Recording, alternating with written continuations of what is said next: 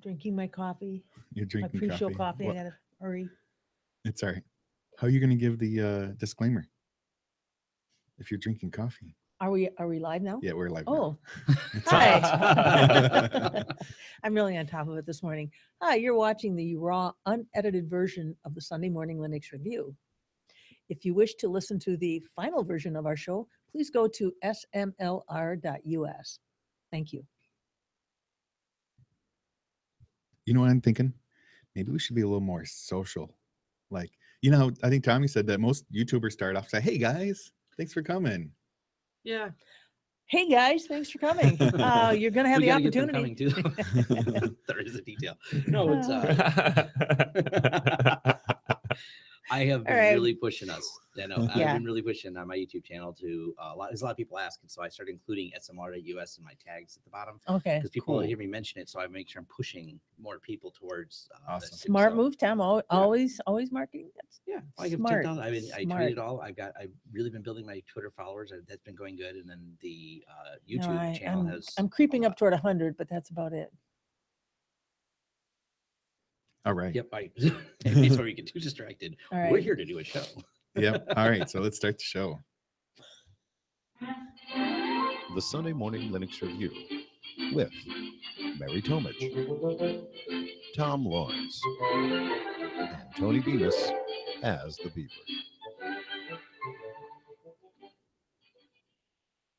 And this is episode 253, Kaputsky. Kaputsky. That's right. And this is Tony Bemis. Mary Tomich. Phil Parada. And Tom Lawrence. And Kaputsky. Why are we calling it that, you guys? Because you told me. Because Kaspersky is Kaputsky. Oh, that's right. Yeah. They have. We'll A get little into hacking problem. They had a little issue. Or Eugene. Yeah. Yeah, I guess. Anyways, Okay. well, before we get it, that'll be our news segment. So we'll Mhm. start with what have we been doing for the last couple of weeks? Who wants to start? Tony? Professor Tony, I mean. Yes, congrats. Sure, thank you. Yeah. I saw that in LinkedIn. I thought, oh my gosh. He added I know professor to his another- profile. I did. I know another professor. Yeah. Pretty exciting. I know 3 now. 2 of them are law professors. When Yeah. when you type, do you get to hold your pinky out on the keyboard? It's No. only if he's going to tea. No, it's somebody else is like, well, you're what if you're on a 3-hour cruise, then you're like the second most important person. There you go. Yeah. Oh my gosh, that's funny. Thanks. But no, it's going all right. It's going. Going, have Students fun. don't pay attention. They Bring back still memories. falling asleep in class. Right. Can you beat them with a ruler or a No, network cable? Otherwise, it's pretty. Yeah, with the network cable. Yeah, track that network cable whip. Mhm. But otherwise, no, it's pretty good. Just keep my Mondays busy with it. Mhm. Other than that, I got to use like my first legitimate use of SpinRite the other day. Oh, And really? Not well. It was on my FreeNAS box, and I was wondering whether like there was a few errors popping up, and I was wondering if it was like a legitimate problem or if it's something that just FreeNAS was complaining about. So I did the SpinRite thing on all my drives, and it took, because I have 5 2 terabyte drives, it took like a day and a half for it to run through all the drives, and then everything came up clean. So I'm like, sweet. So I rebooted and things got started up. I do have one question about is it Beehive? Is the VM stuff? Uh-huh. I have 2 Ubuntu machines that are set to automatically boot when I start up the system, and they don't. So I mean, Beehive says turn on. Are they plugged in? Beehive tells them to turn on, and then when I get into or when I go to access the system, that's not running. It's inaccessible. So I connect with VNC to it, and it looks like a blank screen. I click in the screen, and then all of a sudden Grub comes up and it's booting. So I have been bugged by a lot of people because I have a lot of FreeNAS videos on YouTube to do a Beehive video. People think I'm just not doing it. No, I tried and I didn't like Beehive because that is only among the many bugs. I've actually found where it crashed my FreeNAS server. So crashing the rest of a file server that my systems depend on means it very difficult to do reviews of Beehive. I just don't feel it's ready for prime time. I was going to say, so Mhm. it's still a little rough around the edges. Real rough around the edges. Yeah. So the issue is one of those VMs is what I do remote, how I remote into my home network. Oh, Mhm. So I can't, if it reboots when I'm gone, I can't remote in to fix it. Hmm. And really, what I should do is just set up with my PFSense, just set up a VPN connection in my, and then I'd be able to do it. I just haven't sat down to do it yet. Because you're too busy teaching. I am. Maybe there's this guy I know that knows a lot about PFSense. Maybe I can ask him. You know, I know a thing. I know that guy too. Oh yeah. Yeah. Uh, And that's gonna be I'm so excited because 2.4. I've already done some videos on it, but I'm gonna do a full in-depth because every year this is my third year doing an in-depth video on PFSense, and 2.4 just came out. So You know, awesome. and speaking of that, I'm supposed to try to coordinate your appearance at a BSD. that would be a good Semi-bug. topic as well. Yes, and I'll be there Tuesday. They're going to be talking about, oh, what the heck are they talking about? I forgot. But anyway, I'll be there, so I'll talk. So Tom, I might text you on Tuesday to try to get something set up. Have you check your schedule? So it'd be Tuesday evening, if you're Yeah, just to have you check and yeah. see if what and they it got. may come out Tuesday. So Oh, I'll let you know. all right. Well, good. All right, back to All right, Right. Tony. And then the last thing was A little sorry. sidebar. Yeah, sidebar. The last thing I'm doing, I'm building a website. So it's the first website I've built in like, I don't know, 3 or 4 years. Are you building it from It's a while. scratch?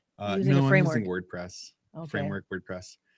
But it's it's for my Emish or my Italy trip.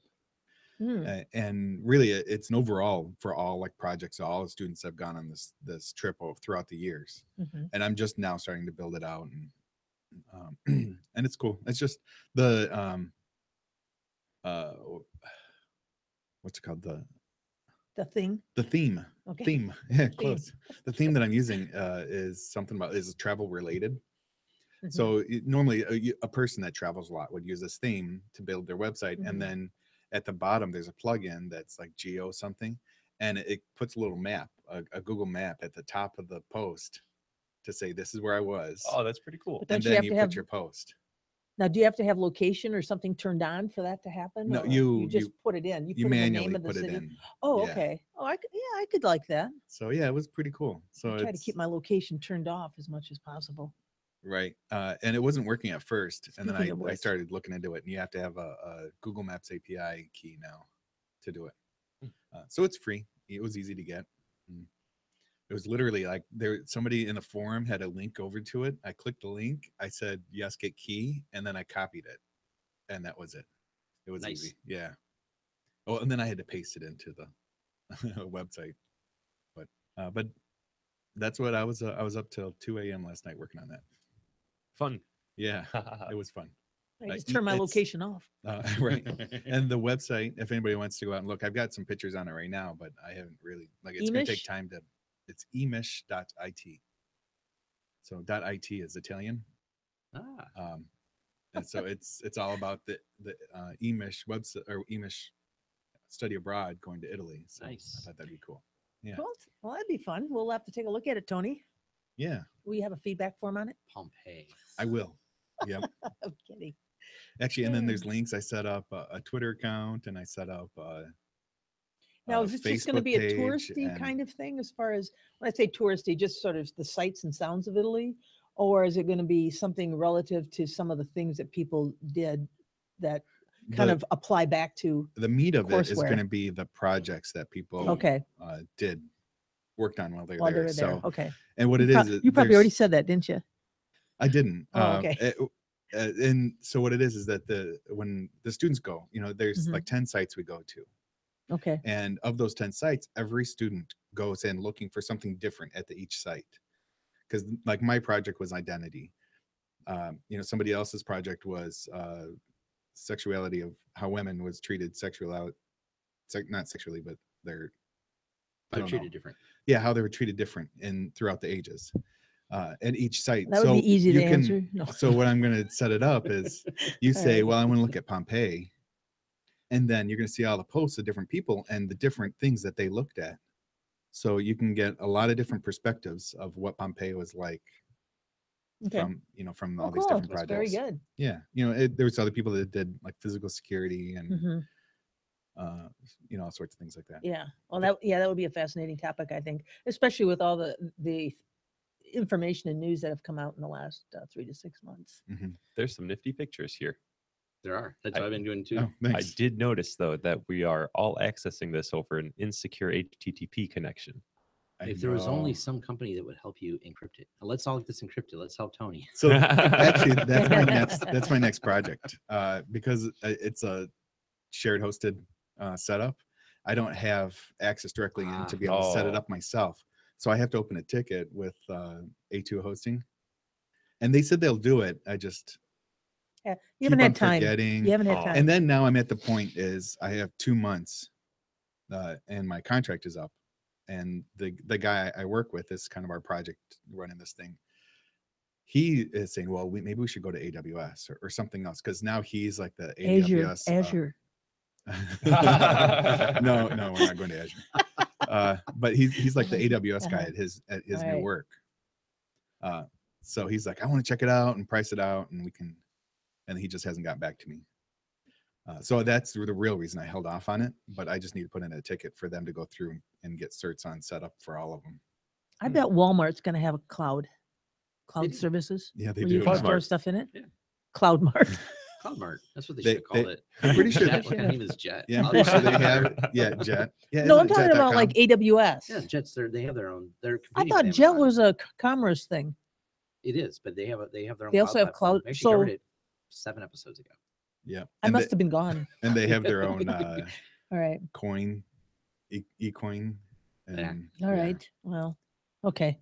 I'm sorry I missed that episode. I was probably out of town. If they get too much more stuff, they have a currency, they have a whole Yeah. IT infrastructure. If they get too much more, they're going to be a nation state of themselves. They're bigger than a lot of nation states, Yeah, just Oh my gosh. economically. right. As far as And- GDP is concerned, We should continue. we should move on before we get into Yeah. rant. So Mary, what did you do? Well, what I did is I upgraded. I upgraded to Plasma 511. I upgraded. I think my Caden Live. They came out with a little incremental upgrade. updates. Yeah, they came out with that. And one thing that caught my attention about Plasma 5.11 is that the Plasma Vault system, I believe, was released with Yes. it. And I didn't realize this, and maybe this was just something that was unique to my setup, but I had to separately install it. It was not automatically included. Yeah. I don't Um, know if it is or not on KDNN. I haven't checked. 'Cause I didn't have a use case for the Vault. I seen it in the notes, but I have no use Yeah, case for it. It's so- novel. Yeah, it is. But here's what I did. I went ahead and installed it, and I had a chance to play around with it a little bit. When you first initiate it, you're going to get a little locked icon in your system tray, and then you'll get a little box on your desktop, and you can go ahead. It says create vault. So I created a vault, and then what's very nice about it is that you can then say, I want this vault available across all of my activities, because KDE has the underutilized but very cool activities feature. Yeah. And so you can you can either use it across all activities or specify an activity. And I have 2 activities. I have a podcast activity, and then I have my just general desktop use activity. So I went ahead as a test. I put it into I said it can only be accessed in the podcast activity. And what was really cool about this is that when you go into the podcast activity, you can get in there and access the files. You open up, you've got to provide a password, etc. You can either encrypt it using, I say CryFS. Are you guys familiar with that? CryFS Mm-mm. or Inc? Is it ENCFS? Yes. Yeah, Ian. Which has a security problem. It apparently has a security, Yeah. because there was a security notice that was presented to me when I installed it. Yeah, the security thing, if I remember right, that was Mhm. released a couple, like 6 months ago. And there's like a lot of different things you have to like compound on top of each other to get it Okay. Well, be a problem. they're still presenting the security caution if you're Yeah. gonna use that particular encryption method. Excuse me. But anyway, so the when you leave the activity, if you make it specific to the activity and then you leave the activity, it will automatically close. So if you go back in, you've got to reopen it again. So I'm thinking what I'm going to try is set it up so that it is in my Dropbox folder. I want to see if I can put stuff into it and then how it ends up in Dropbox, if it ends up encrypted in Dropbox, which will be nice if that's indeed how it works, Okay. you know. Yeah. But I would also recommend if people have not tried KDE activities, that they give it a shot. I've had problems with it. I may give it a Really? try since they've updated again, but I had Mhm. problems with it causing crashes Okay. and layout problems with KDE Kden Live, which is I set up an activity for my okay. video editing. It didn't go well. Okay. It actually caused me all grief. Okay. Well, never mind. Everybody but Tom Every should give it a time. try. Well, Um, if I do something, I do it yeah, because it's advanced. And I have yeah. all these things I have open, and then yeah, didn't work quite as good as I hoped. Yeah. So anyway, I think that was probably the best part about the whole upgrade process is I got a chance to give that a try, and it seems to work pretty well. So Cool. yeah, so that was kind of what I did. Um, Looked at my Iceland pictures. I'm trying to put a movie together of Iceland with using. Well, I'm just basically grouping my stuff into different days, and then Yeah. I'm going to sort of sort it, and then I'm going to drop it into Kden Live Take and the do some slideshow. editing. Yeah. So I'll let you know when that's done. So that's about it for me. Phil. I have been working, being on call, and we've been finding a new house. We've gotten pre-approved on a few mortgages, Hey. A and few mortgages. yes, There's different options. you know, you don't just carry around different mortgages with you. I had one once. I Um, usually only have one at a time. so it has been a Fun. quite busy past 2+ weeks. Mhm. Yeah. Whereabouts in the general area? Still Southeast Michigan. I can Okay. I can tell you after the show. Oh. Not a problem there. Okay. Yeah. But Gotcha. it's also right now in Michigan, there's a low inventory of houses, as Phil's acutely aware. I'm sure there's just not enough on the market right now. So, Mhm. so a whole other issue. It's been fun so far, but we believe we have the place picked out. Oh, awesome. Awesome. Cool. It meets all of our criteria, and a map that we drew at the bar months and months At ago. the bar. Oh. It Like, has it matches this napkin perfectly. It worked. it has worked. everything readable. except for the bear cave and the orc pit. But I mean, I can just build that myself, Yeah. you know. Of course. Of course. So every house should have an orc pit. Yeah. And speaking of pits and caves and that type of thing, I want to mention I went up to there's a magic shop in Clawson called Wonderground Magic. Mhm. And the guy that owns it took me on a little tour of the basement, which sounds kind of suspicious, but no, it wasn't. Actually, it used to be a speakeasy. And he showed me the door. There used to be now this is at for those of you who are from Southeast Michigan are familiar probably with Main Street and 14 Mile Road Mhm. In Clawson. That's kind of like the center of their city, their little city. Anyway, there was a tunnel that led from the southwest corner of that intersection under the intersection to the northeast corner of it. It has long ago been walled up and not, no longer available. But as far as deliveries and all sorts of stuff that used to come in, it would Mm. come in. And then they had you had to kind of get into that little speakeasy. And it Yep. was really pretty interesting tour. Yeah, there's a lot of history on it. There was a lot of Yeah. rum runners. Isn't there still a current? Hmm? Isn't there still a current one over there? You have to like knock just right to get in. Oh, there might There might be. there might I be, don't know if but it's Clawson or somewhere over there. My other I've professor heard was of telling there me might about it. be. Yeah, That it's something. You have to get the password from their Facebook page, and it changes every day. Something Yeah. like that. Yeah. And Oh, it's like that's a fun. hidden. I don't know if it's behind a Coke machine or next to one or something. I don't know. or the Bad Luck Cocktail Bar. You ever heard of that one? That's in No. downtown Detroit, and they have these very esoteric cocktails. And the whole theme of the place is a tarot card theme. Yeah. So Mm. very, very strange. There's also a and bizarre. speakeasy theme place in Ferndale, so that's really cool too. I've been The to. Oakland Novelty Yeah. Company. Maybe It's got a, I don't know, but anyways, we're gonna get way off topic if we start Oh, talking yeah. about Right. bars. As much as we enjoy them, all these people that are listening to us overseas Sorry, are we're going, gonna be those are back far on away. topic right now. If you come to Yeah. Detroit, message us. We'll hook you up. Right. Was that it for Phil? Yep. How about you, Tom? How about me? Lots of things. So I finished my whole tutorial on Zen server and posted that last night, which was a Mhm. Zen server, FreeNAS, and iSCSI tutorial, how to set up with your storage servers for your virtual machines and some fun stuff like that. That was a fun thing to do because I learned that FreeNAS and Zen server, they hate each other on NFS like a lot.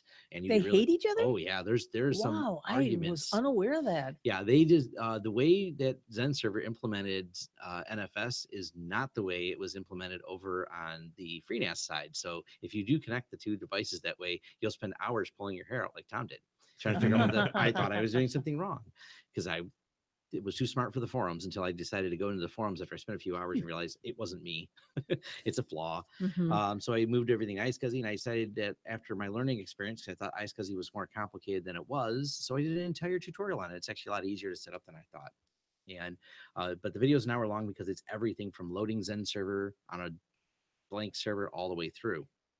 Now, speaking of FreeNAS, we destroyed some FreeNAS systems and made a fun video. Did That- you light them on fire or, a high voltage is how we Oh. ended Okay. one of them, Hey. and which was fun because we were pulling the memory out and showing the resilience of FreeNAS that you can just yank the memory out randomly and the drives will still rebuild themselves because FreeNAS on ZFS is a brilliant thing. I think those kinds of videos are really fun when you start to do stuff. Somebody did one of Ubuntu where they had it running and they had run a command that was basically going to destroy it, and it just took a little while until finally the system crashed. But it was Yeah. kind of fun to watch it still try to do stuff as it was slowly being Well, destroyed. We finally I decided. don't know why. I don't know why. Yeah, we had a flaky motherboard to start Mhm. with, and that was so that even when the hardware goes flaky, that CFS after many reboots randomly reading and writing will still contain files. And then high voltage was the final way we destroyed it. After we destroyed the motherboard with high voltage, we unplugged all the hard drives, plugged them into another ZFS machine, and they worked fine. I imported the array.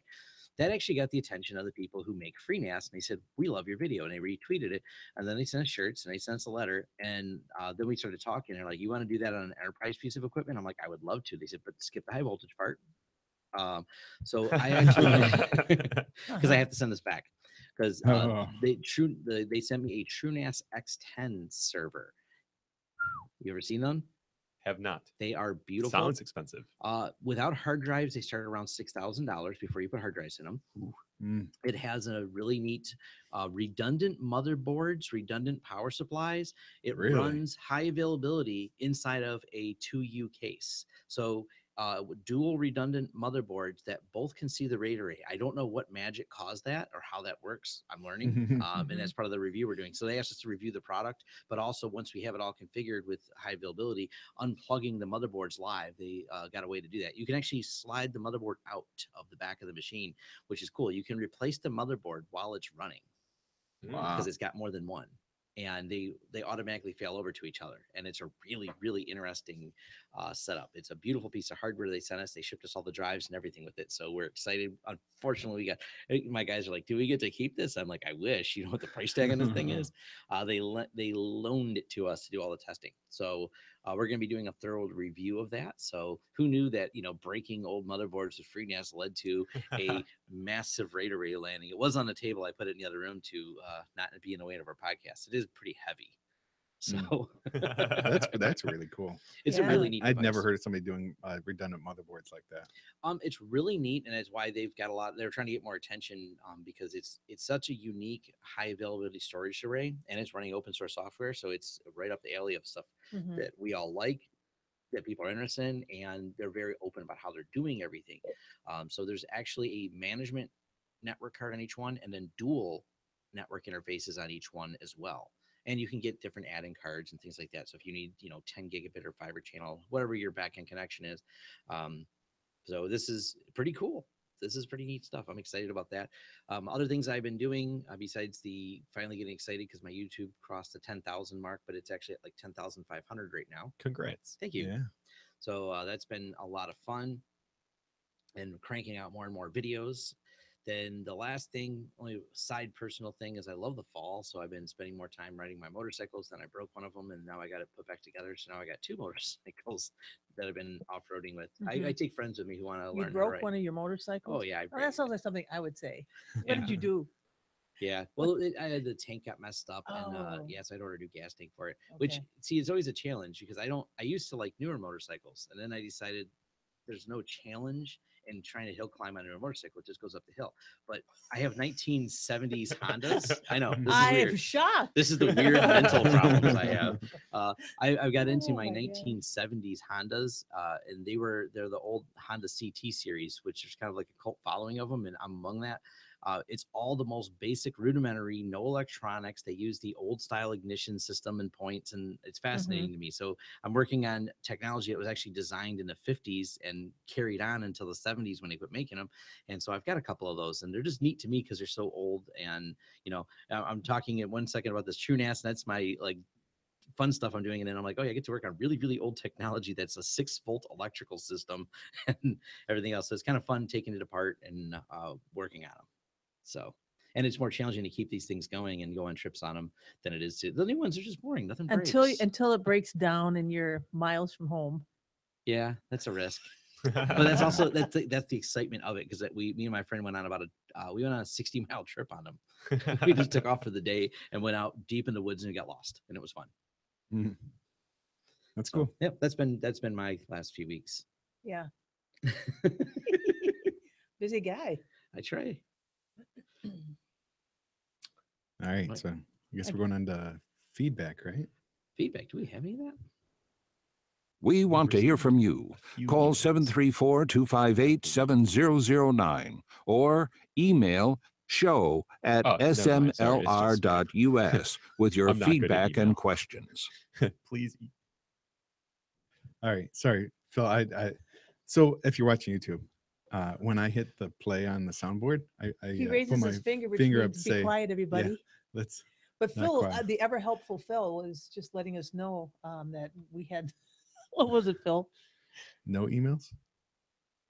One email. Now Phil is silent. It's Now all I'm right. embarrassed. Oh, Phil, that was funny. Don't worry about it. I was trying not to burst out laughing. Oh my goodness. I don't believe we have any feedback in emails. How We- about on the site? I haven't seen any. Let me check the site again. Actually, I'm not logged in. I do not see either. All right. Well, that's easy. Yeah. It's a short segment. It's okay that Phil talked over it. We can cut the whole segment out now. Yeah. Sorry, everybody. Well, we still want to say that if you want to send us feedback, then Absolutely. Please that's send us some feedback. We love feedback. show@smlr.us. And let us know what you thought of our Microsoft stuff. I don't care if you hated it or loved it. Let us Mhm. know one way or another. We love the feedback. It helps us guide us in our future ramblings. That's right. Yeah. Do we? What should we ramble more about? What should we ramble less about? There you go. That's like my All right, summary we're of gonna- feedback. All right. Well, I think if there's no feedback, then I suspect it's probably time to move on to our next segment. Actually, it says there's 23 feedbacks on the website, but I suspect 23 are most of them spam. are spam. Yeah. How do you know though? If- All right. Because it's we're on our gonna- website. Have you talked to those Nigerian princes? No. What if one really tried to give away the money? Yeah, that's terrible if they did. All right. The thing, so what it is most of them look innocuous, but they don't like refer to anything in the web page, and they're like really general, saying, "Oh, I love your content on this," or "You have such a great base of knowledge." And then if you look at the username, they have this big long URL that they're trying to get somebody to come over to their website. I get a lot of those on YouTube. YouTube spam filter works really well, but there's a lot of people who just make random long sentenced comments of compliments that I don't understand why, because you Mhm. can't insert a URL in YouTube links. Well, you can, but everyone has to be approved.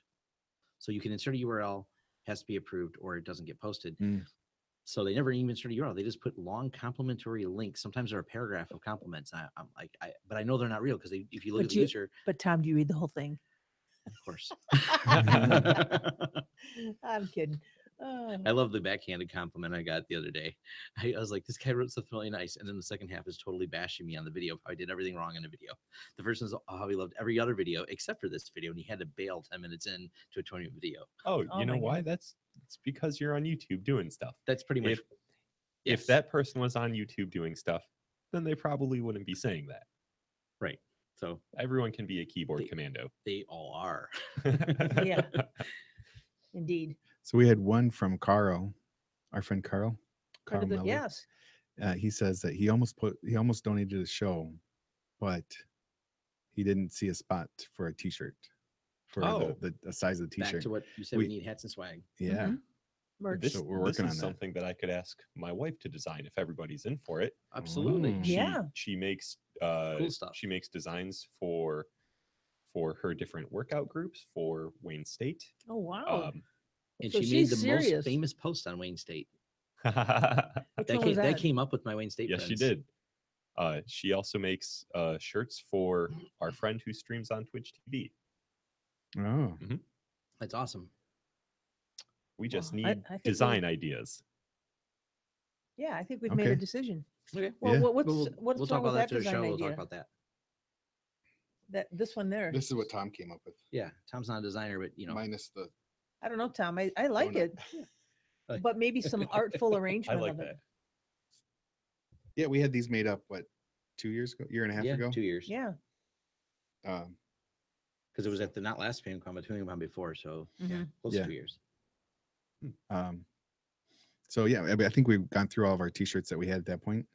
So we don't have any to give away right now, but we're gonna put together a project or a plan and stuff and let you guys know. Yes. We did have somebody donate though, right? Yes, we Oh yeah, did. it's We what gives did. money. That's feedback. So I Yes. am. Where is that? I feel He as was though a money friend of is the show, It's which is the- helpful because of just some of the equipment stuff that Yeah. Little things. So like that I we have gotta- nothing to say, but I'll throw money at you because I like you, and I'm perfectly fine with that. Yeah, that's Right. that. We very much appreciated that. I'm looking for that We should email. set up a Patreon. Make That it easier. would be a good idea. Oh, Yeah, that's a absolutely. great. It's a great See? idea. Now we just Yeah. come up with work for ourselves. Right. Hope you guys like all this feedback we have for us. Oh my goodness. All right. It was John. I'm looking. I don't know what he didn't say whether we can specifically use his last name or not. So All right. Well, we'll just respect. Well, thank you, John. Yes. thank you Thank very much. We replied in emails and let them know Mhm. thank you as well. Yes. All right. So Okay. Time for some distros. Yeah. All right. Next segment. Distro Fever, where we cover the latest hot distro releases and news. Yes, that's right. Distro Fever. Yes. Fever. PF Sense is right at the top of Distro Watch I saw that and I thought of you. because 2.4 is neat. They made some cool changes based on the latest version of FreeBSD. One of the bigger changes is it's loaded on top of ZFS, or at least that's an option now. So you can even build a Z3 RAID array to run your PF Sense on. So if you really, need super redundancy, before it had mirroring support, but now it's got full blown ZFS and all the fun features of it. So that also, because I can do an in-place upgrade of my current PF Sense systems, that doesn't allow you to rewrite the file system as ZFS. So I'm actually probably going to reload some of them to have ZFS as the underlying. Also, they've added a lot of ARM support because they have actually several ARM devices coming out for Mhm. PF Sense. So Okay. Oh, all right. yeah, they've released one of them that I did a review of, and now they have another one that's going to be available soon. It's another ARM device, low powered, high speed. So pretty cool. They also deprecated I think 32 bits deprecated and Nano BSD is deprecated. They are no longer going to support those. I think the whole Nano BSD project is kind of just falling away. It's the concept that you could load something really, really tiny. Uh-huh. The reality is it's so inexpensive for storage that, and in PF Sense, it's not a big product anyways. I can't buy the small pieces needed for that. Like nothing I buy Right. is so small that it needs it unless I'm using 10-year-old hardware. Why Mhm. would I? Yeah. That's true. That's true. I think just in looking at this list, we had I think Chakra Linux just came out. That's a KDE centric distribution, which I think we've reviewed on the show a few years ago. Yeah, we have. They always had really cool icons and themes and stuff. Yeah, they do, and they are very cutting edge as far as the latest and greatest of whatever is in the KDE repositories. So they're Mhm. very cutting edge on that front. The only one that caught my eye and was it prompted me to consider putting together a distro review of it was NST, and that of course stands for Network Security Toolkit. They just released their latest version back on the 8th of October. I went ahead actually and downloaded it, and then much to my horror, I realized that it's the Anaconda installer because it's Fedora based. And I'm sad to report that installer, or at least that partitioning part, the rest of it's fine. That partitioning part is still as bad as it was a couple years ago. So Really? yeah, it's unfortunate, but I think I'll still try to keep whacking at it and see if I can. Well, the problem is that I got a report saying, hey, the install was successful. So I'm thinking, great. So I try to boot it, and I boot to just the prompt.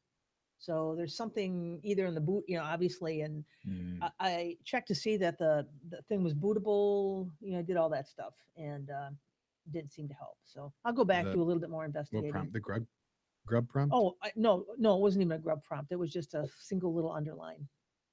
Oh. So Hmm. yeah, it was. Now, because we won't have a show in between them, but I will mention that the 19th is the Ubuntu 17.10 release date. Oh yeah. So it's going to be, we will be probably mentioning it in our next show, but the reviews, because they're at the final code freeze. So for the most part, Is that the Aardvark one? yeah, if you Artie get Aardvark? Artful Aardvark. Artful. Okay. Well, we went through all the alphabet. I was Yeah. just gonna make a comment about that. Yeah, Well, It didn't no, really I don't start think at they A, did. It though. didn't start at A. It started with Dapper Duck. What was something it? like Dappy that. Duck? We've Draper. almost gone through the whole alphabet. Yeah. Draper. Wasn't it Draper? Or no, Dapper. maybe it was Dapper Dapper. Duck? Yeah, Dapper or something. Or something like Yeah. that. So yes. It's been, and it's pretty cool. I did a review of it even when Mhm. it was in beta, and it was really nice. And I'm going to do another review of it on my YouTube channel because it's the switching all GNOME does give it a different look and feel, but they've really polished it up. They finally something to be excited about is changing it because Ubuntu was stable on Unity for a long time. Whether you loved or hated Unity was another topic, but it was very stable and very predictable. Yep. And once again, they moved over to GNOME, but they've also made it stable and predictable again with a slightly different interface. Okay. Dapper Drake. Dapper Drake. Dapper Yeah, Drake. that was it. 606. Wow, that's 11 years It's been ago. around a while. Yeah. It has been 11 years. I remember when it first came. It was like Warty Warthog. That Yeah. was another Yeah. version of it of Ubuntu. Well, their naming scheme is, I've always liked Kinda the cute. naming Yeah, scheme. it is kind of fun. I So, had started at Hardy Heron. That was 804. yep, I remember that. And there was Edgy Eft. I had installed that. That was obviously preceded Hardy Heron. I don't know if they even had an F. I They may well, not have. did Warty they? Warthog was 410. Was that their first release? Might have been. The names are the best. They are. So, but thanks for the Um, heads up on that, Oh, yeah. Tom. That's right. Oh, by the way, sorry, 32-bit people. Yeah. Yeah, it's officially, there is no 32-bit. So time for 64s. Yeah, it went Warty Warthog, then Horty Hedgehog, then Breezy Badger. Oh, Breezy Badger. So that or Horty Hedgehog was or Hoary Hedgehog was 510 or 5.4. Breezy Okay, Badger was okay. 5.10. Edgy Eft. Then Draper, then Edgy. So it was Okay. when they hit 606 with Draper, then they started at chronic or going You're through the doing it in alphabet. order, sequence, yeah, with Right. the alphabet. Okay. And so I think Edgy was my first one. It was Edgy so was your first 610 one, or yeah, yeah. Yep, I was probably using the KDE version of it at that time, as of no surprise to anyone. Right. Hey, but anyway, the one that kind of caught my eye here was Laka. Yeah, that's in I like it development. a lot. No, it turns your computer into a game console. So Tom, Oh. have you tried that yet? I've used it. It's really cool. I haven't Have you? used that Yeah. one. I'll Okay. have to look at that because I haven't played with my RetroPie for a little while. It's got the RetroPie interface, but Mhm. there's some other one. It's been a while since I've updated because I just use it. I don't run updates all the time on it because I'm afraid it'll break things. Because I did an update and it Sure. broke things. I got mad. because I just want to play video games sometimes. Yeah.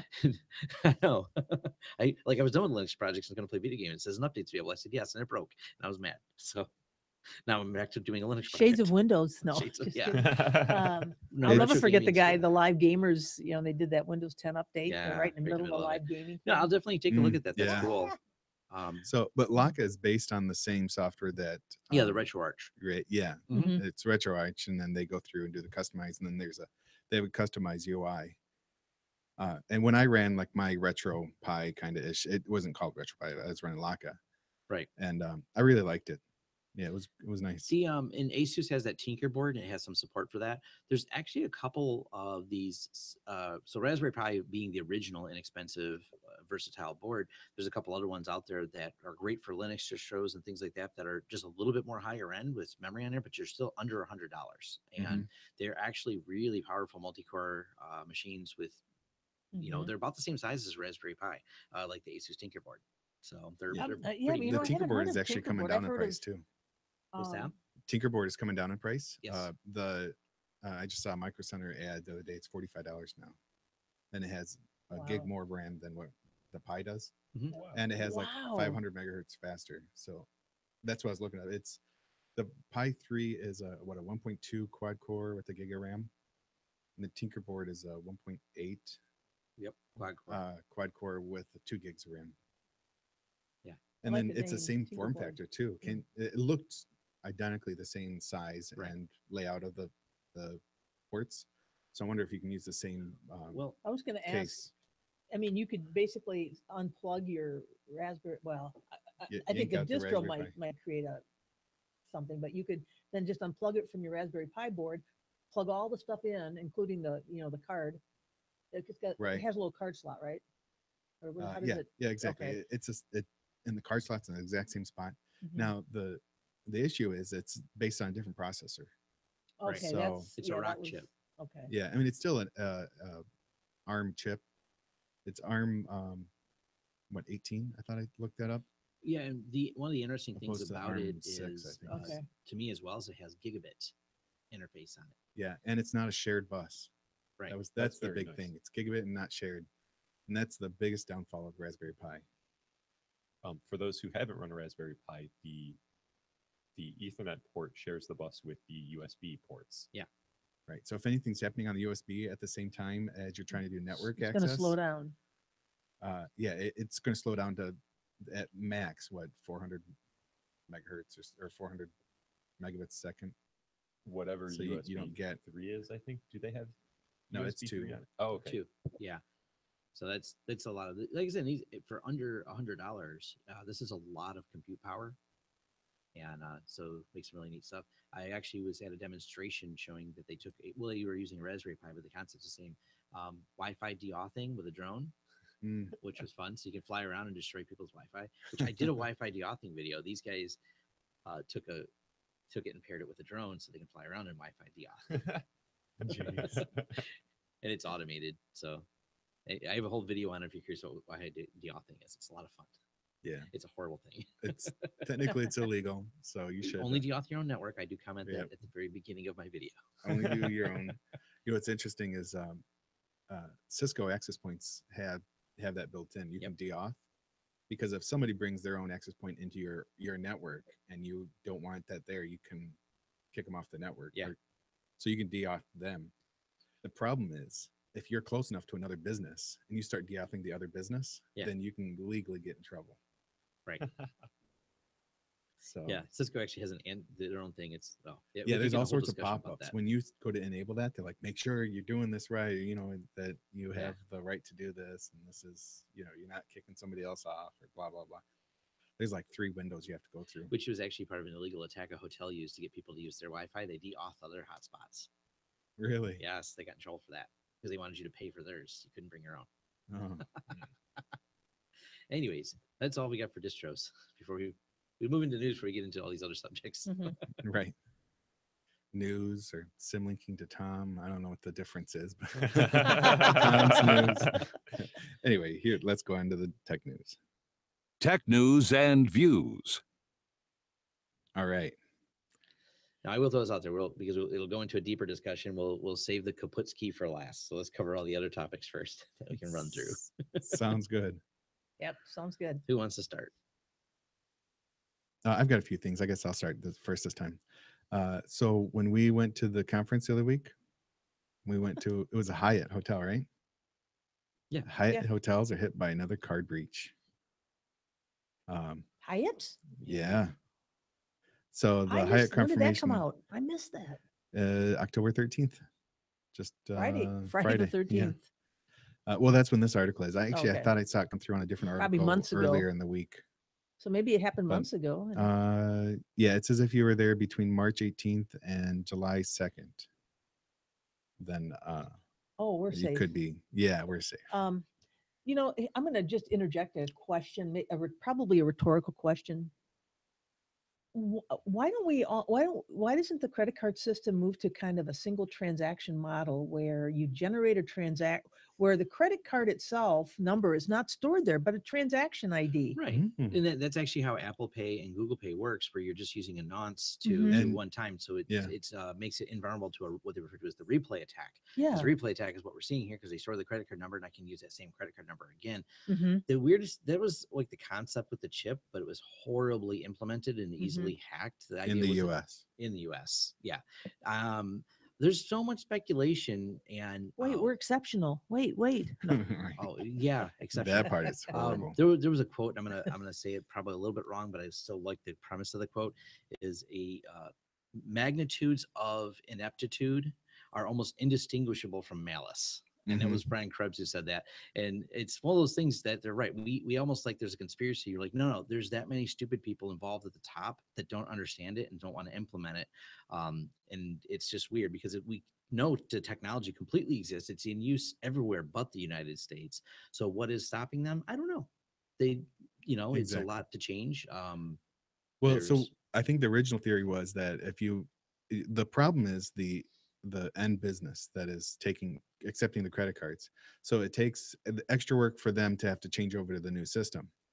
So they thought we'll make it a little bit easier. Well, that little bit easier actually made it really horribly insecure. And if you're going to make the change, you might as well just move right into the hard part. And because they were going to, I don't know if the plan was to do multi-staged rollout of chips, but they really borked out on this first one. And if you have to make any kind of change, it should go from the swipe, which is just insecure of data on your card, to something that's secure, not Mhm. something that's partly secure. And then maybe sometime in the next 10 years, we might move over to the secure thing. What is the financial impact to roll out all of this new technology to the end businesses? Let me get my calculator. Each business? Yeah. that's Well, they have where- to, when the original moving over the chip, you have to buy a new card reader thing or a POS.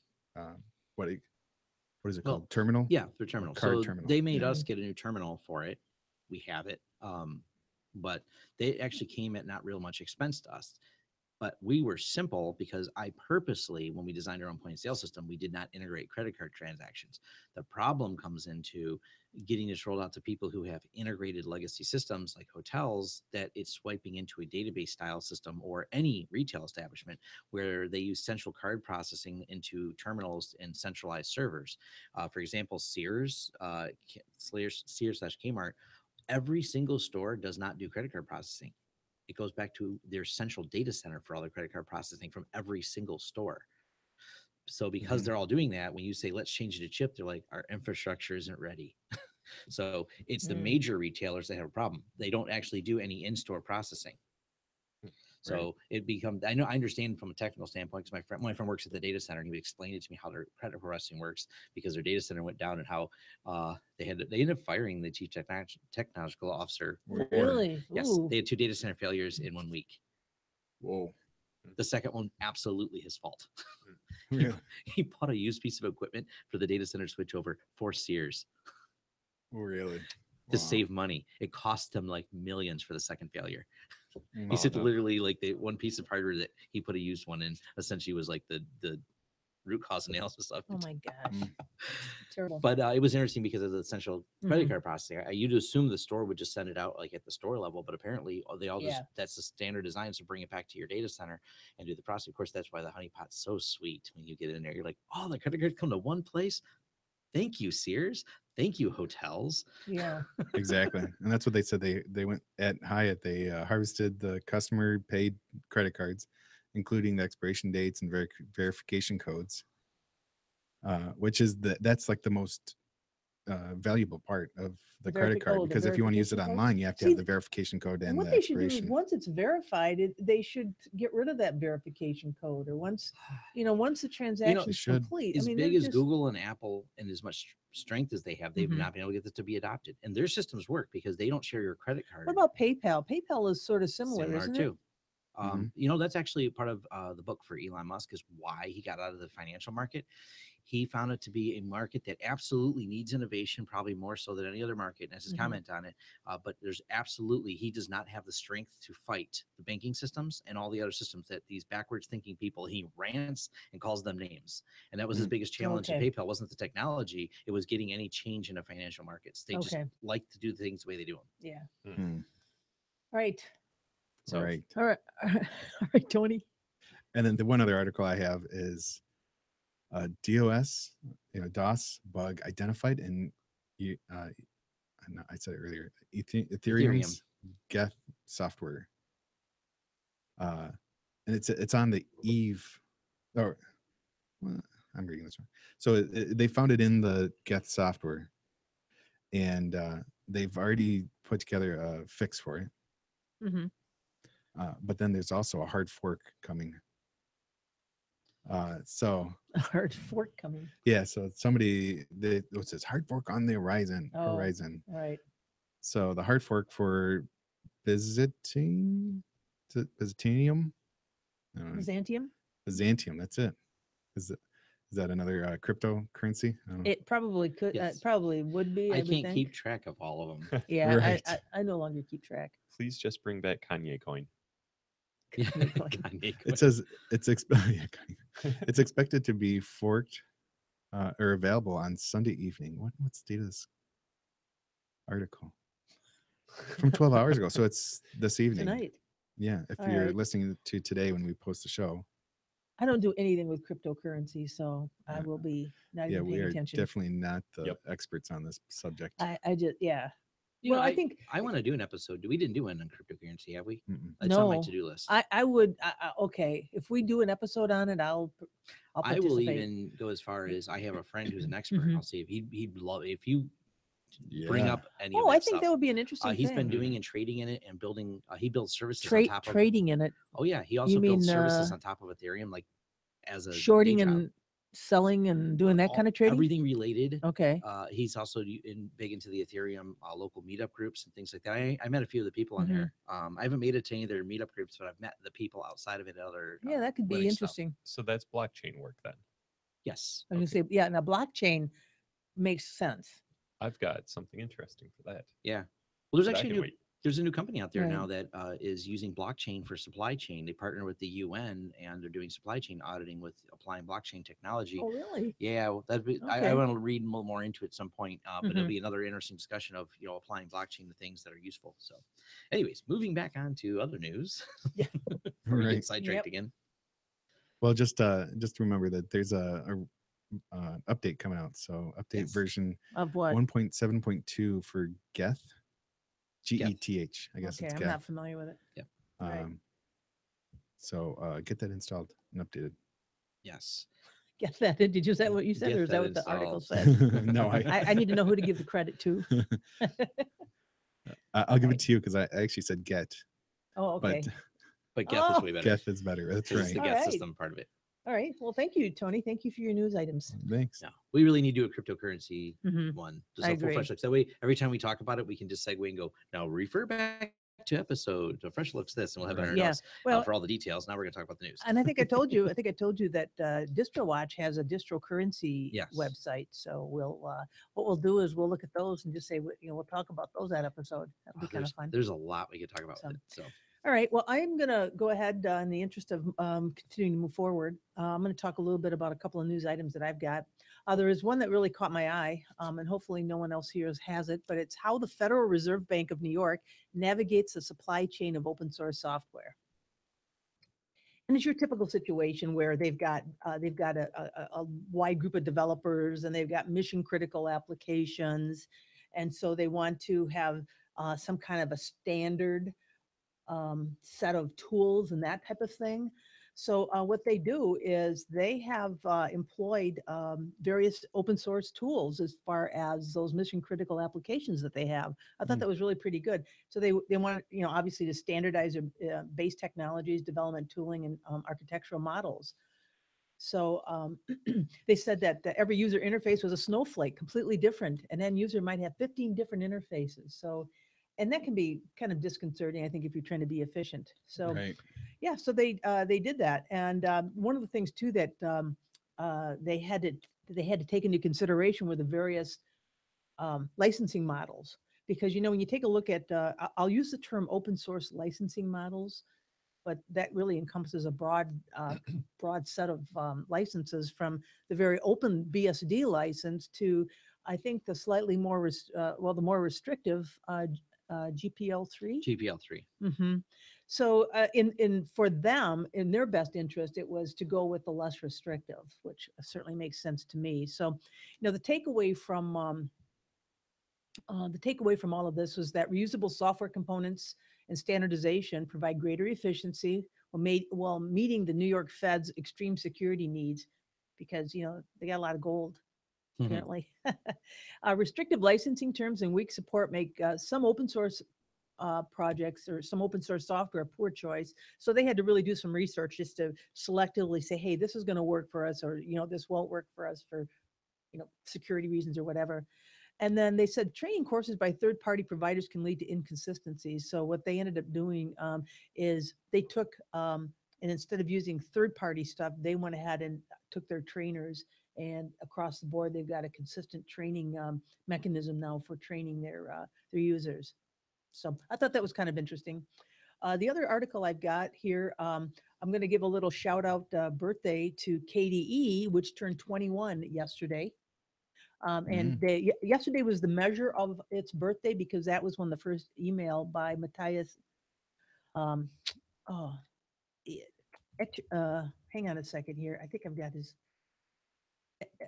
Edric, I think his name is, when he sent out the first email about KDE as a desktop, the cool desktop environment is what some people believe KDE really stands for. So I want to give a little shout out to that. Should we call it a congrats with a capital K? I think we should. I think we should, Tom. I appreciate that. That's clever. Did they have a release party? Or No, a but birthday I was party? just thinking to myself, it's 21. We should have had a release party for Yeah. it. A birthday party. We should have had a little cake, a little KDE cake. That would have been kind of This fun. is actually part of my Wouldn't news. be cake if it's turning 21. Be rum cake. Rum cake. Yes, rum cake. Actually, because this is in my news articles as well, which is fine. KDE? Yeah, of course. Oh, you mean? Well, Oh, how I'm can glad. you- I'm glad I went you before caught you. one. Because KDE is the legal drinking age, like we said. But did you see the book they're offering?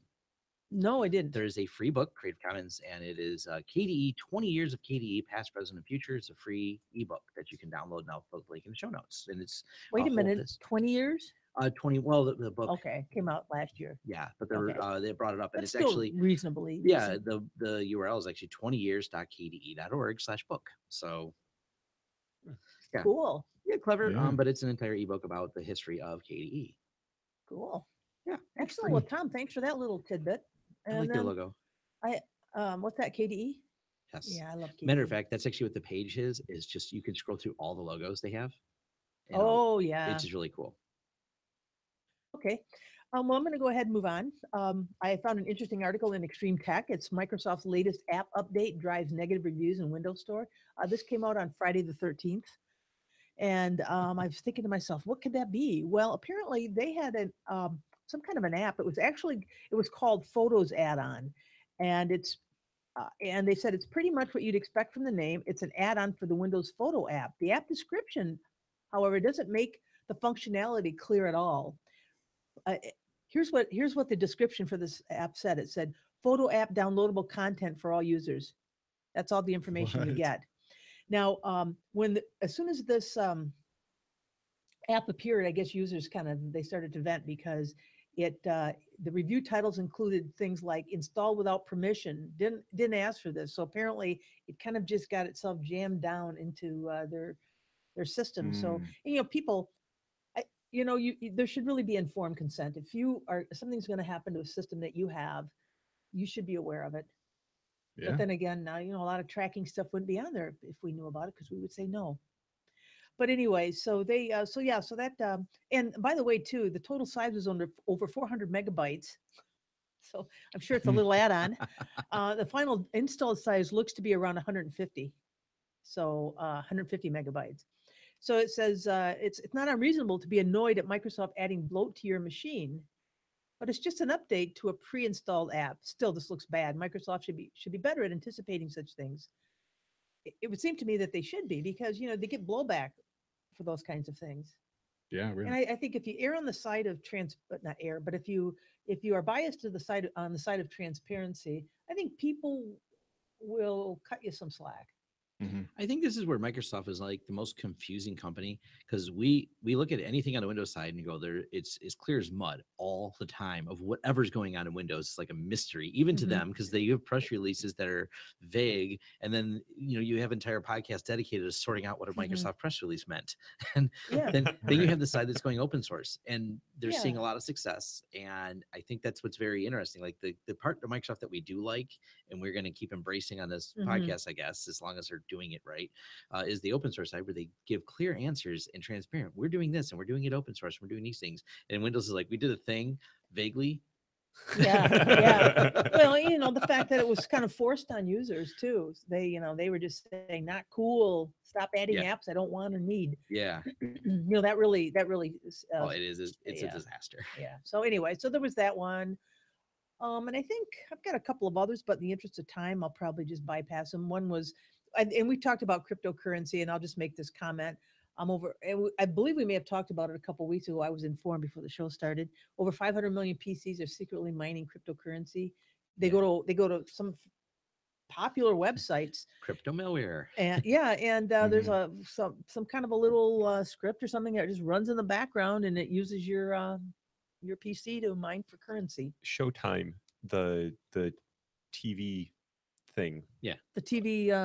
The network. Yeah. Yes. Thank you. Showtime was network. affected by this. The Pirate Bay was testing it out. This was a piece of quote unquote malware called CoinHive, and you would go to this website, and JavaScript would run and spin up your processor or core to 100% or as much as it could grab, and it would mine Monero coin on behalf of the website owner who placed this malicious JavaScript on their page.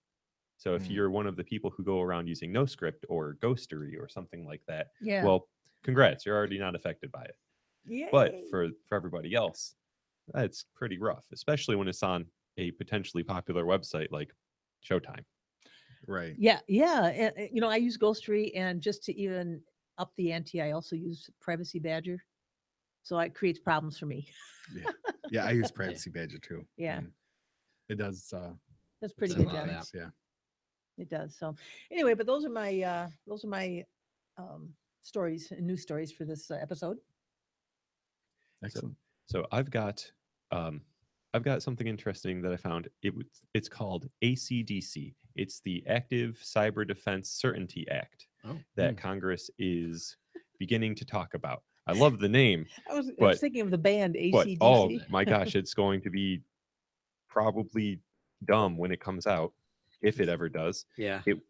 If you get hacked, you then have the legal recourse to hack back. Yeah. Really? And you can deploy beacons, whatever that means, to trace where an attack is coming from and leave your beacon there. You talking about beacons like those 1x1 pixel GIFs that are web beacons? I have no idea Well, what that means. and this is because where it's lawyers. It's lawyers. Right. Lawyers have that don't have GitHub accounts or any knowledge of technical things. Well, that by the way, that comment will make sense in episode 256. So Yeah. future thoughts. Yeah. No, that's I started looking at some of that, and it is amazing because I actually did a talk about called protecting digital to business owners, but that included people who worked in government. Was one of those people. They are so disconnected of how all this works. They still think in very vague military terms, and they just think you can apply, cyber warfare is like military warfare, just different kind of gun, right? No, it doesn't even work the same way. I pull out my NES Zapper. I plug it into my USB to NES Zapper attachment port, and then I shoot cyber criminals. Now I want a light gun to destroy code on my screen. Phil, we have a project. Can you get that on Amazon? Something cool I saw was Google over the next 5 years, they're going to be donating $1 billion to help train people for tech jobs and all the various different aspects of the industry. So that's impressive. Say what you want about Google and how much they're tracking us. At least they're helping the citizens of the country, I guess. Yeah, in a way. I was actually on another podcast, the Security Jabber, and the guys from CBI are part of that, and that's their big challenge. They're a security company, and they said we can't find smart people. That's like what's your number one challenge? They what? They can't find enough smart people. They started their own training institute just to try to produce more of them. Like that's like the business strategy of we've got all this demand on cybersecurity. We can't find enough. These guys are all overworked. And that's actually a common thing. A lot of people in the cybersecurity world is just coming at them so fast. There's so much to do. So they end up working all these really long shifts. And burnout is huge. Burnout is and ridiculous. And let's cut those HB1 visas.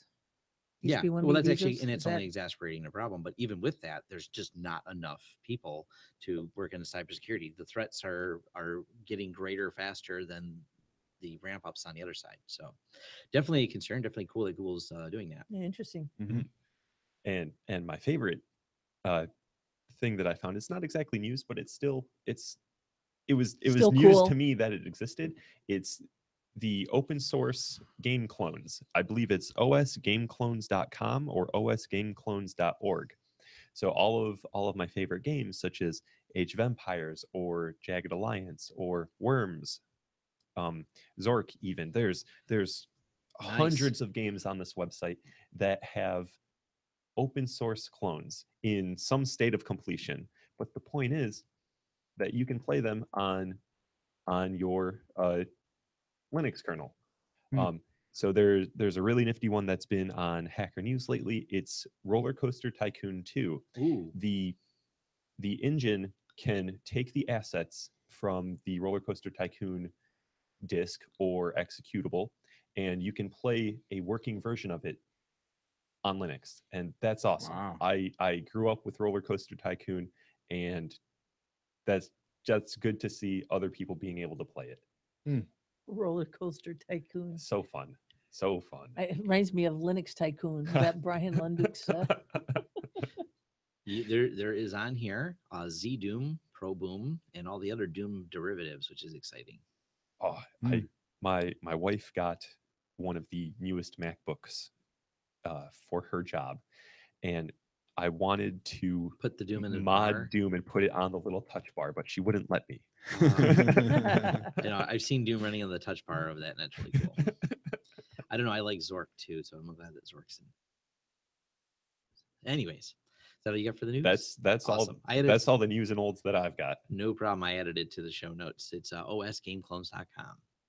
Thank you very much. So speaking of drive-by downloads and Bitcoins and all that fun stuff, can we just agree that they should just put circus music as their hold music at Equifax? I don't want to bring them up every week. Oh, yeah, I saw that. Like, there's always something fun going on. I'm only going to give them a brief mention. They don't need any The other more half dishonorable. for the second one? Or They don't need any more dishonorable mentions, but basically they had a drive-by flash downloader on their site. They're not the only one. One of the other credit bureaus was doing TransUnion? Yes, they were doing the exact same thing.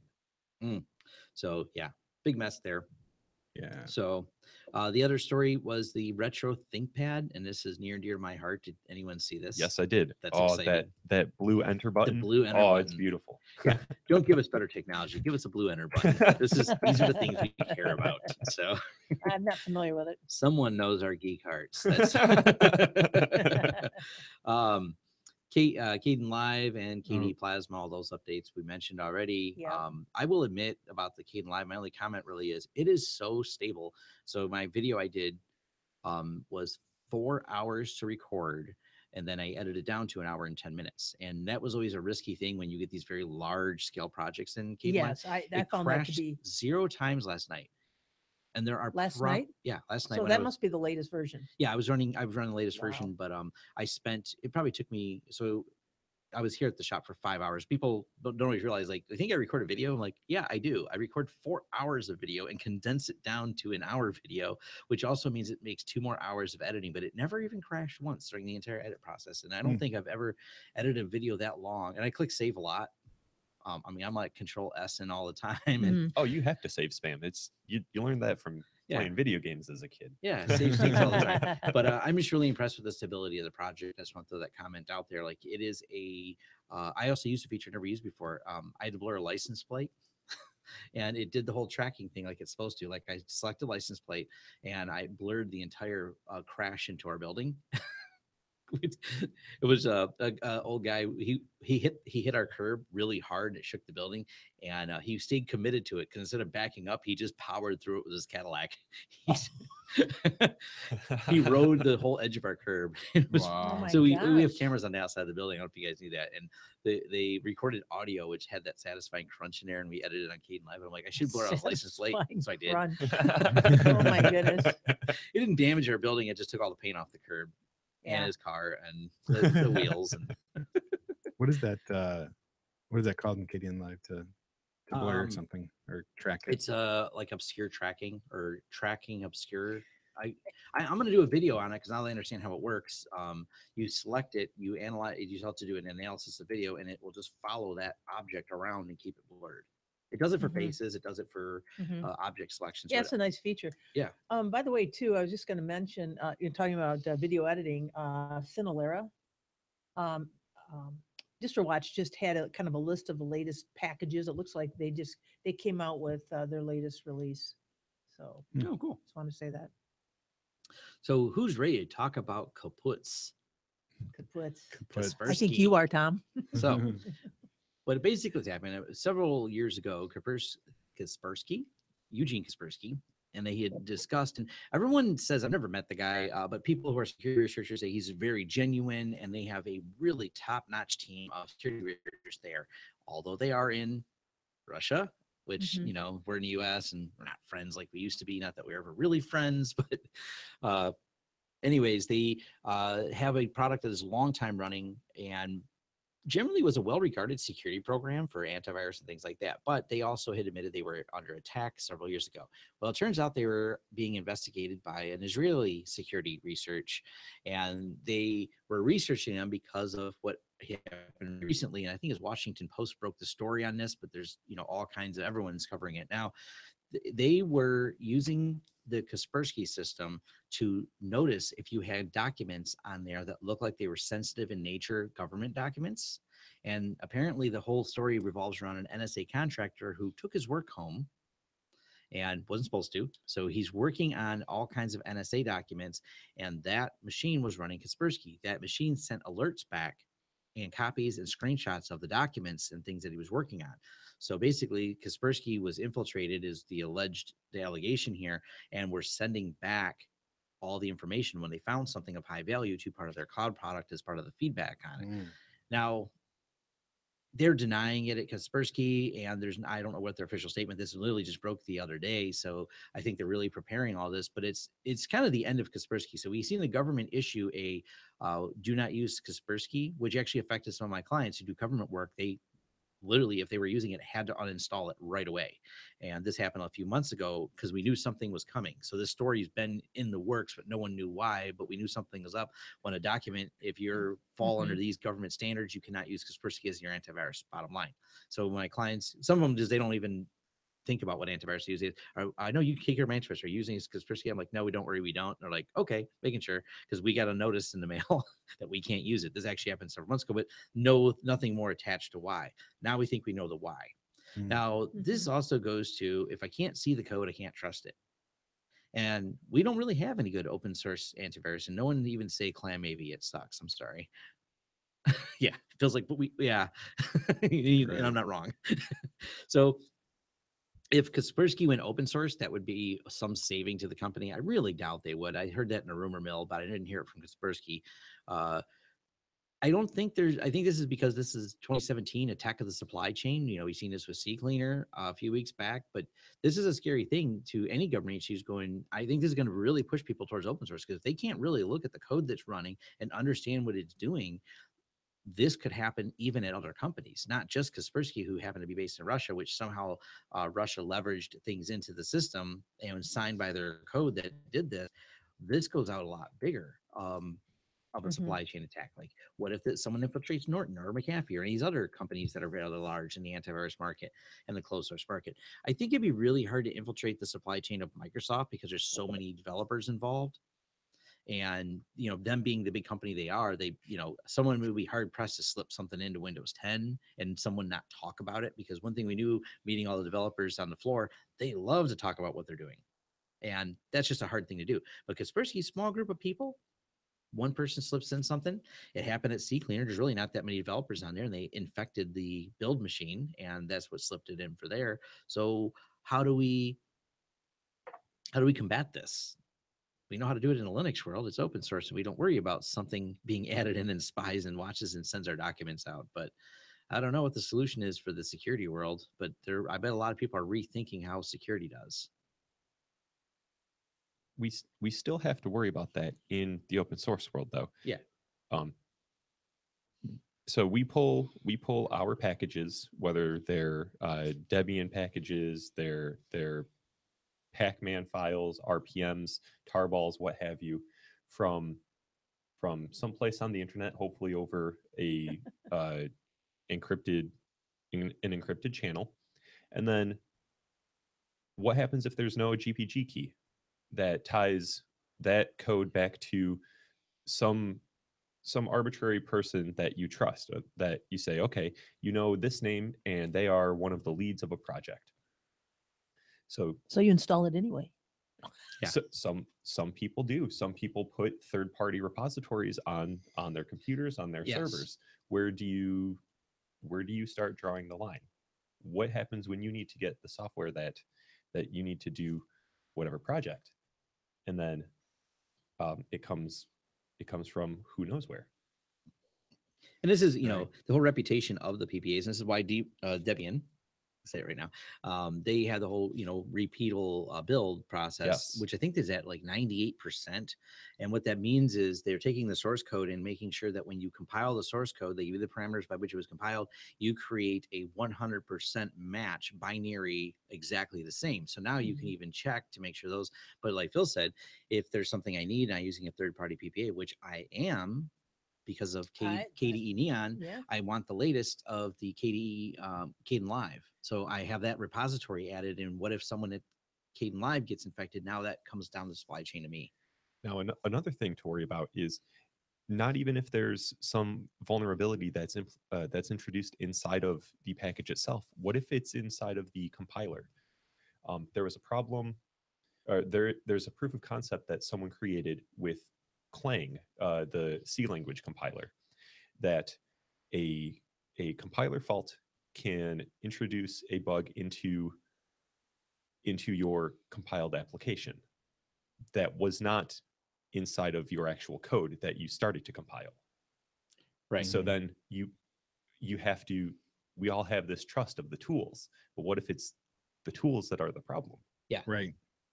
Yeah, and then how do you track that back? Yes, so exactly. The problem was GCC, that they had that bug, and they tracked it back. And GCC is compiled with GCC, so you had to backtrack back. The bug was recursive. Yeah. So they only had to put it into one version like 10 years ago, and then it's been in every version since.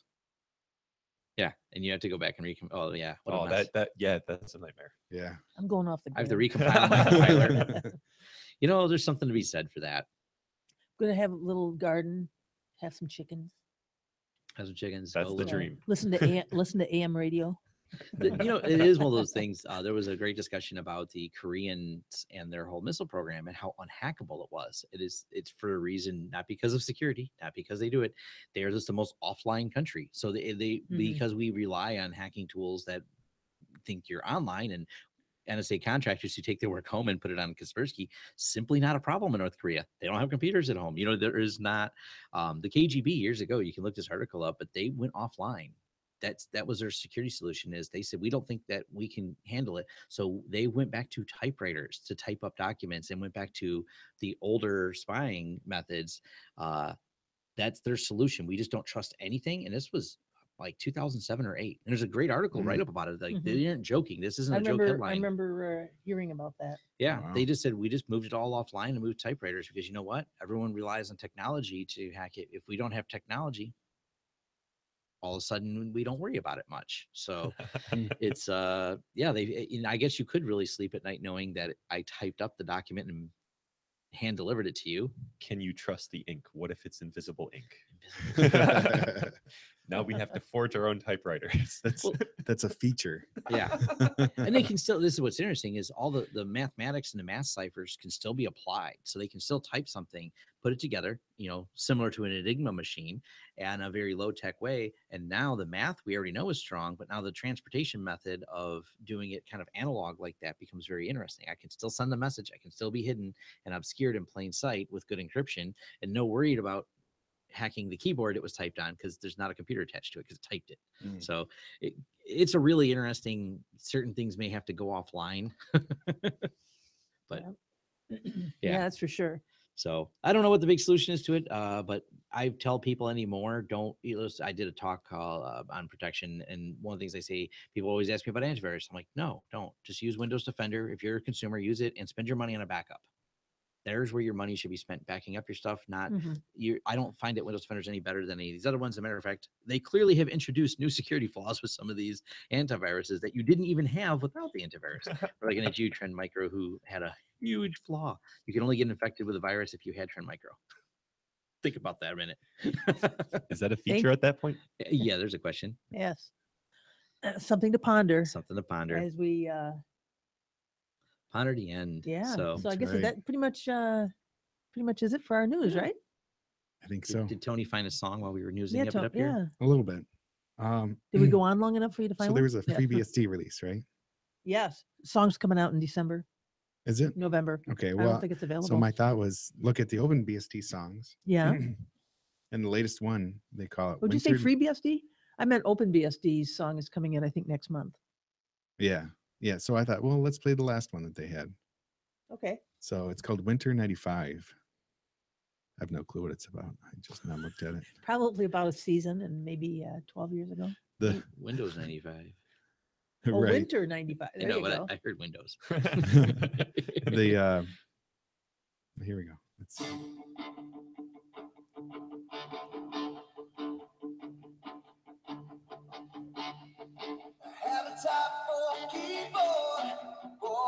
I like it.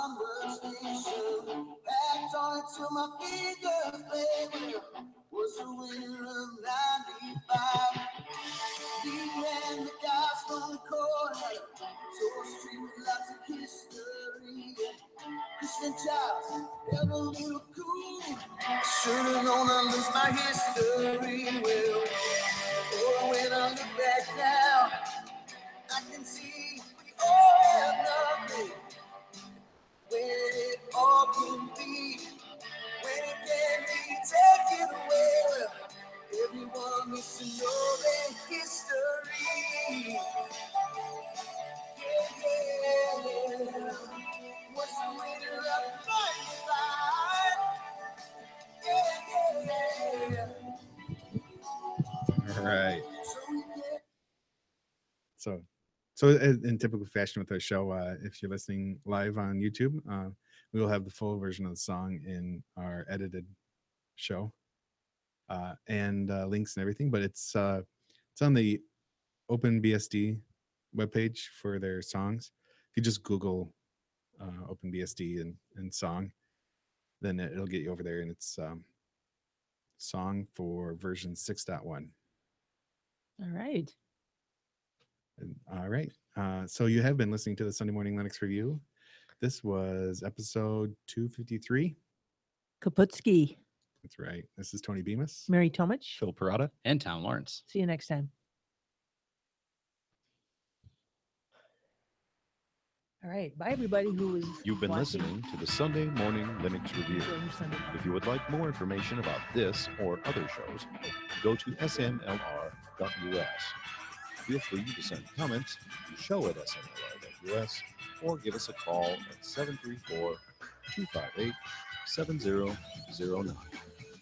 I'm John Miller. If you don't like it, you can Bite my 8-bit metal ass. That's bite with a Y. All right. Don't worry about it. I mean, Tom cuts that off and puts in the clip anyways at the Okay. end. So Certainly will Right. this time. Here I'm going on about that. What do I do the next time we need to do that? I do the same thing. Oh my All right. God, that was funny. All right, you guys. all right. So we're gonna wrap it up. We would normally record a second show right now for everybody on YouTube. But we have a bank show that we're But- going to use instead. Yep. So the next time we record in 2 weeks, we'll do 2 shows, and I'm going to try to get past that little partition issue or that thing with NST and just see if I can get that thing installed, do a review of it, so Cool. you guys can check it out. I'll keep you posted if for some reason it's too quirky, then I'll do something else. But that's kind of what I'm going to do. All right. So, okay. So, all right. See you guys later. Thanks for watching. Oh, yeah.